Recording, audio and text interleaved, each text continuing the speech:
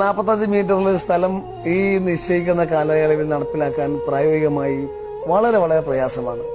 എനിക്കും ആഗ്രഹമുണ്ട് 45 മീറ്റർ വീതിയുള്ള റോഡിലൂടെ യാത്ര ചെയ്ത് തിരുവനന്തപുരത്തേക്ക് വരണം, തിരുവനന്തപുരത്ത് കാസർഗോഡ് പോകണം എന്നൊക്കെ.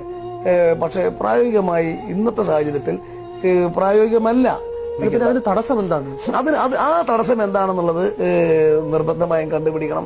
ഞാൻ മുഖ്യമന്ത്രി പറഞ്ഞതിന്റെ സതുദ്ദേശം നമുക്ക് മാനിക്കാം. സെൻട്രൽ ഗവൺമെന്റിന്റെ കയ്യിൽ സർവത്ര കുളമായ റോഡുകൾ കേരളത്തിലെ സ്ഥിതി അറിയാമല്ലോ. ഇപ്പൊ നേരത്തെ 20,000 കോടി കൊടുക്കുക. ഇപ്പൊ ഞാനൊക്കെ നമ്മുടെ ജനപ്രതികളാ. നമ്മുടെ മണ്ഡലത്തിൽ PWD റോഡുകളുടെയും വില്ലേജ് റോഡുകളുടെയും സ്ഥിതി ജനങ്ങൾ നമ്മുടെ അടുത്തേക്ക് വന്ന് ചോദിക്കുമ്പോൾ നമുക്ക് ഇനി ഒന്നും നന്നാക്കേണ്ടെന്ന് ധനവകുപ്പ് പറഞ്ഞാണ് കേൾക്കുന്നത്. അതെ, നന്നാക്കിയതിന് പണം കൊടുക്കാനില്ല. 2,000 കോടി രൂപ അവർക്ക് കുടിശ്ശിക കൊടുക്കാനുണ്ട്. ആ പൈസ കൊടുക്കാതെ ആരും പണി ഏറ്റെടുക്കുന്നില്ല. പഞ്ചായത്ത് റോഡുകളുടെ വർക്ക് നടക്കുന്നില്ല. റോഡിലൂടെ പോകുന്നവരൊക്കെ ചിലപ്പോൾ VK ഇബ്രാഹിം കുഞ്ഞിനെ പഴിക്കുമായിരിക്കും. പക്ഷെ അദ്ദേഹത്തിന് പണിയാൻ പണമില്ലെന്നാണ് ധനവകുപ്പ്. നടക്കാത്തത് നല്ല ആശയമാണെന്ന് പറഞ്ഞു. നടക്കില്ല ആശയം. അതിന് പ്രതാപൻ മാത്രമല്ല ലീഗ് നേതാക്കൾ പറയുന്നു. പ്രായോഗികതയിലേക്ക് വരുമ്പോൾ ഇത് നടപ്പിലാക്കാൻ പ്രയാസമാണ്. നമുക്ക് എല്ലാവർക്കും വർത്തമാനം പറയാം.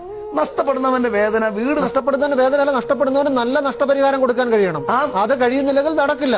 അപ്പോൾ ഇത് പ്രശ്നം ഇച്ഛാശക്തി ഇല്ലാത്ത സർക്കാരാണോ? ശ്രീശ്രീക്ക് ചോദിച്ചത്. പണം ഇവിടെ, പണം കൊടുക്കാൻ ഇവിടെ പണം. നാം എടുത്ത് ഈ ഭൂമി അളവെടുത്ത് തീരുമാനിച്ച് ഗവൺമെന്റ് കൊടുക്കാൻ പണമില്ല, നടപ്പാകില്ല എന്നറിയാം.